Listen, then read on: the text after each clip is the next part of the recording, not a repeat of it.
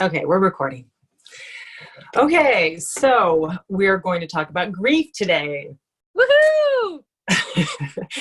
And to inform anyone listening, Thea and I both, and our sisters, lost both of our parents in 2002, at the end of 2002, after they both suffered pretty horrific, devastating brain injuries and illnesses. Our mother from brain cancer at the young age of 52, and our father from a brain injury following other health problems at the age of 61. That's Or right. maybe He was, just yeah, he was close. Yeah. Yeah. And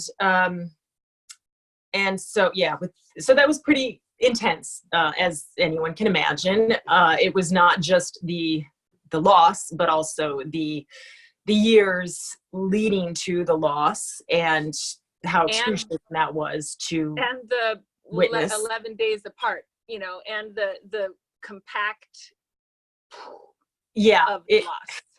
Yeah, it was. Yeah, and I was mom's primary caretaker. She was not remarried. Was that she already had a family, so she also had a young child, and she was flying back, taking care of things as well. And then my dad's secondary caretaker. So it was so intense, right? As anyone who's gone through loss understands. And so we've been talking about this, and I'll post a link to the article too, that by chance I discovered. There was an article I had written really not long after they died, but then I kind of held on to it and submitted it for publication a few years later. So it was published about a decade ago, and it was just recently republished this year. So the first thing I think we would like to talk about is to acknowledge for anyone who is suffering and in grief, grieving, going through the grieving process, that we get it so much, and that it is an experience like no one who has. It's an experience that one cannot really convey or describe, really, unless you've stepped through that door. Mm-hmm. And we're aware of the fact that the world does not see or acknowledge what you are going through as you are walking through your day-to-day life, trying to just cope with an unbearable, indescribable pain. Yeah. I mean, it makes me want to cry when I don't know why I'm in touch with it recently. And that is the weird thing about grief, is like it is always there, but it gets much more manageable. And it transforms, mm-hmm. And there's a beauty.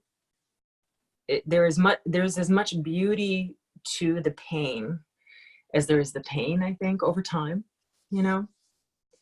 And so, a couple of friends of mine have just suffered a couple very close losses. So that's been on a topic.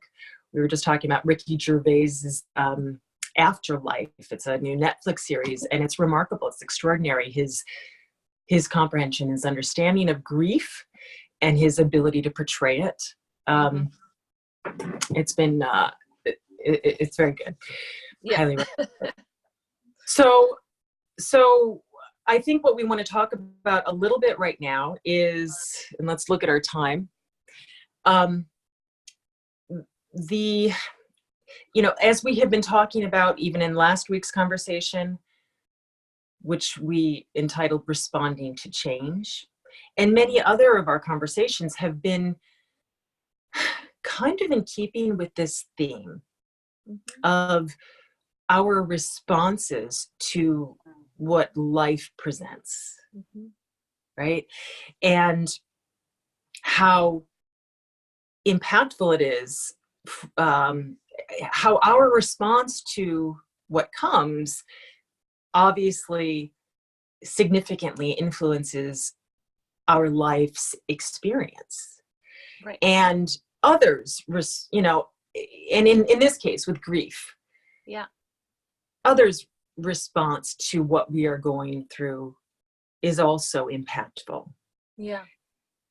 And that article I wrote about touched on how the lack of our society's observance of grief, of what people are going through. There is, as I had written in the article, there's a short period of time where your loss is formally acknowledged, but maybe it's our busy world, our busy society, our busy everyday hectic pace. I'm not sure what it is. I also think there is some sense of, there's something unhealthy in the way we cope. I think there is sometimes a sense of putting on a face. I think there's a sense of kind of faking it, that we should, just appear as if things are okay. And I think, if it doesn't interrupt yeah, your thought too much, no, I think there's something that I'm seeing in what when we're articulating it, is your article says so eloquently, really, how, yeah, you're given this space and time, brief period of time where it's acknowledged, and then it kind of just slips away, but you're still holding it. And that's really the time where the burden gets heavier. yeah, and because the shock, depending on what grief stages or how it comes to someone, ours was, I can speak from that experience. It was just so intense. And because it was so intense for us, I felt like it, everything was blown apart, all of our reality in a certain way. So taking us to our knees, that there was, the only thing that could come through was grace. Like, it carried us through the horrificness of it in a way. And then after the shocking part sort of starts to wear off, that's when the new stages of that grief start to come in a more thunderous way, in a sense. yeah. And what I'm seeing in this, though, is like, different cultures have different observances. Maybe you wear black for a year or whatever Yeah. it is, because it really does take that length of time. Yes. In our culture, we don't do that so much in any real way. But what I'm seeing is that we have the observance for this short period, and then you have the funeral or the celebration of life or whatever it is, but it's like boom, boom, boom.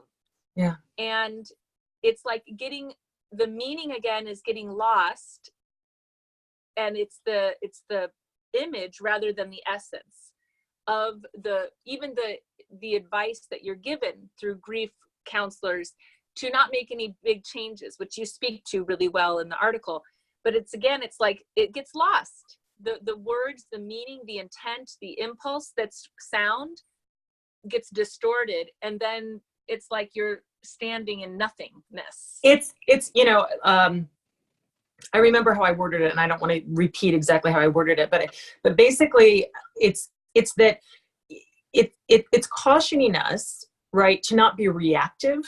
Yeah. Right. To not be reactionary, maybe is a better way of putting it. But in so doing, it's kind of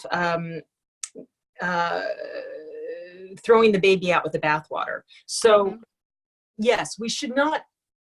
It is helpful in life to not react impulsively, without thought, without care. But that doesn't mean we shouldn't respond, right? Precisely. And that we shouldn't act upon the process that we're going through, that we shouldn't act upon some of the instincts or the awarenesses or changes that it's bringing up in us, right? So that's one thing. I think that that's it. It goes hand in hand with the way the culture observes our loss as well. It's true that we have to get on with it, right? And I remember in the midst of it, and I have since kind of lamented how challenging it is with a death. So the person who's been caretaking Yeah. experiences incredible loss after they're already exhausted from the caretaking. And then they've got to do all this other stuff after the death, all the legal stuff, all of the, the estate situation, The business part, the business the of it. business that is But so. But there is also something necessary in that, because it keeps you moving, and it does keep you, there is a tethering there, as unpleasant as it is, so that you don't kind of go off the deep end. Not to say that one doesn't at times go off the deep end. And I would say those first couple of years were almost debilitating, right? I mean, it was just, it was, I drank a lot, and I sheltered myself a lot. I did go through the motions, and I did what I absolutely had to do. But other than that, it was rough, as Yeah. you know. And I know that too, I think so much of the way grief comes to us, or the way what we're given through it, knowing that I had a child to take care of, it minimized the spaces I could even go into. I know. So they kind of came in a softer current over years, because I had a living proof purpose that I had to keep going for, right? Yeah, totally. And that changes you couldn't fall down, right? Right. And so that also means it may have lingered longer. Your process may have just been elongated. Yeah. But who's to say, right? Because it's still, there are still times, once in a great while, I will I'll weep, right? I know. Yeah.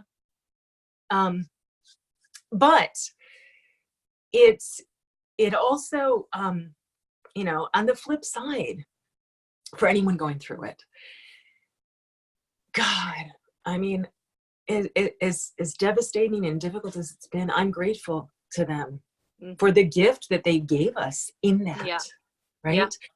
I would not be who I am.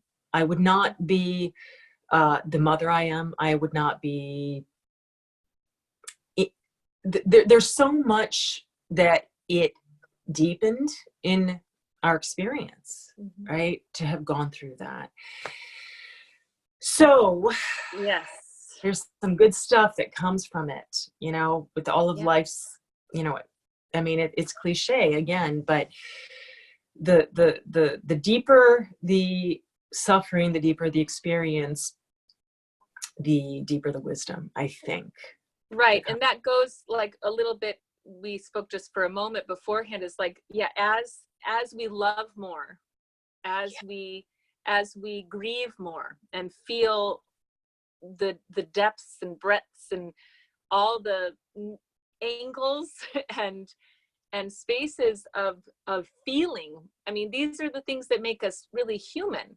It allows, I feel for myself, it's allowed me to become a bigger person, more able to meet more people where they are, the more experiences I have, the wisdom, right? The more that there is a reflection within me to another, the more we share, the more we connect, the more we serve our purpose being here on earth.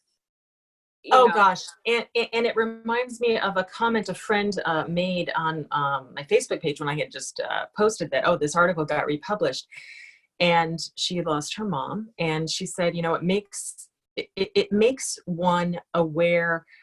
It's a reminder that we don't ever know what anyone else is going through as they're walking through, right? And so when you've gone through this yourself, it brings an awareness to you always that there are many layers there in everyone. It brings a compassion to, I think, one's interactions with everyone and anyone, because you start to reveal, or you start to realize that so much more may be happening, has happened. You have not walked in their shoes. And that we really, this life, there are few that escape, sorrow and pain in this life. And so just that awareness and compassion brings such a dimension to our relationships, our regard for people and the world, really. Because right? there's such within sorrow. I mean, and this is when I say it, it's like I want to say healthy sorrow, because there's tragedy that is like there feels like a wrongness in, An in the world. injustice. But there's it's healthy sorrow. I feel like within that is a real big seed of what's beautiful. It brings Yes. us to that which beauty. It's a Love. sweet sorrow. It's a sweet Yeah. sorrow. Yeah. There's a sweet, and it's like, having gone through that experience, going through this kind of experience and similar experiences, it definitely, like, it reveals that layer to existence. Yeah. And we probably should start looking to wrap it up soon, and I'll only touch on this now, but I mean, beyond the deepening, I mean, it's, I discovered my faith through that process too. Yeah. And when I say that, I'm not saying a particularly an organized lineage, religion or denomination, but and as I've said to people who I've gotten into discussions about this with, it's like I feel that it's much larger than any one particular organized set of beliefs, but a kind of, an all-encompassing understanding, connection to my source, connection to the divine, connection to other realms, and it's it's been a gradual process for me, really, since the deaths of my parents.